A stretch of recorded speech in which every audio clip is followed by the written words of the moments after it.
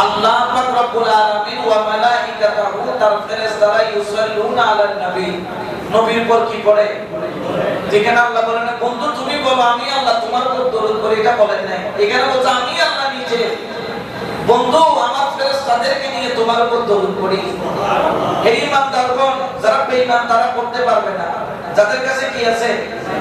এইজন্য ইয়া আইয়ুহাল্লাযীনা আমানু বলেছে, ইয়া আইয়ুহাল মুসলিমুন বলে নাই, ইয়া আইয়ুহান নাস বলে নাই, ইয়া আইয়ুহাল ইনসান বলে নাই। কারণ বন্ধুর দরুদ পড়ার জন্য যোগ্যতা লাগে। বন্ধুর দরুদটা পড়ার জন্য কি লাগে?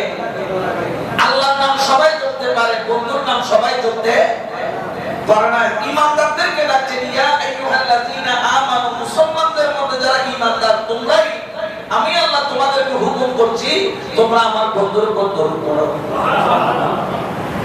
তাহলে কেউ যদি দরুদ পড়তে যদি কারো ভিতরে খটকা লাগে মনে করবেন আপনার ভিতরে এখনো ঈমানের আলো।